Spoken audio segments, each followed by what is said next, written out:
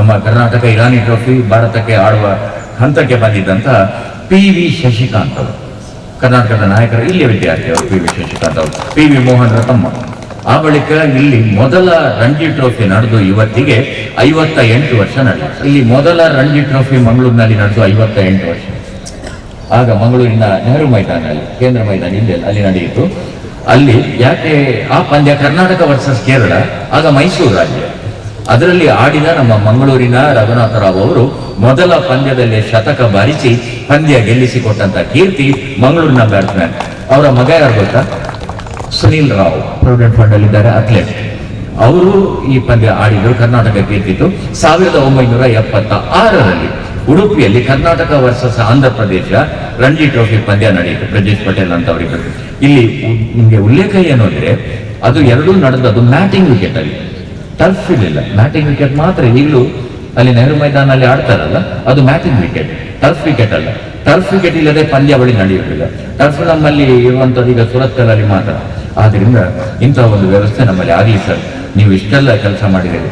ನಾವಿಲ್ಲಿ ಸಿಕ್ಕಾಪಟ್ಟೆ ಕ್ರಿಕೆಟ್ ಅಭಿಮಾನಿಗಳಿದ್ದಾರೆ. ರವಿಶಾಸ್ತ್ರಿ ಮಂಗಳೂರು ಮೂಲದವರು, ನನ್ನ ಬಂಧು ಕೂಡ, ಮೈ ರಿಲೇಟಿವ್. ಆಮೇಲೆ ನಿಮಗೆ ಗೊತ್ತಿದ್ದ ಹಾಗೆ ಬುಧಿ ಕುಂದರನ್ ಅಂತ ಮೊದಲ ಬಾರಿಗೆ ನಮ್ಮ ಭಾರತ ತಂಡಕ್ಕೆ ಆಡಿದ ಪಡುಬಿದ್ರಿ ಅವರು, ಬುಧಿ ಕುಂದರನ್. ಆಮೇಲೆ ದಯಾನಂದ ಕಾಮತ್, ಕೇಳಿದ್ರೆ ಹೆಸರು? ದಯಾನಂದ ಕಾಮತ್ ಭಾರತ ತಂಡಕ್ಕೆ ಆಯ್ಕೆಯಾಗಿ ವೆಸ್ಟ್ ಇಂಡೀಸ್ ವಿರುದ್ಧ ಹೈದರಾಬಾದ್ ಅಲ್ಲಿ ಯಾವುದೋ ಒಂದು ಕಾರಣಕ್ಕೆ ಕೊನೆಯ ಕ್ಷಣ ಅವರಿಗೆ ಆಡ್ಲಿಕ್ಕೆ ಆಗಲಿಲ್ಲ.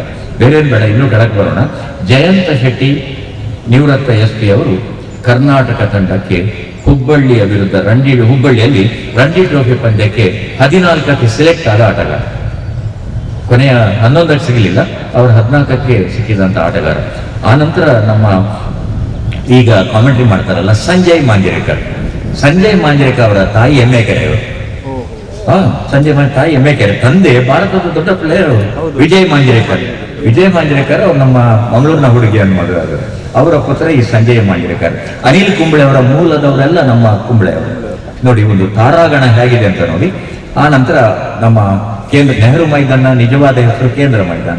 1951ರ ಡಿಸೆಂಬರ್ 25ರಂದು ಜವಾಹರ್ಲಾಲ್ ನೆಹರು ಆ ಪೆವಿಲಿಯನ್ ತೆರೆದ ಮೇಲೆ ಅದಕ್ಕೆ ನೆಹರು ಮೈದಾನ ಅಂತ ಹೆಸರು.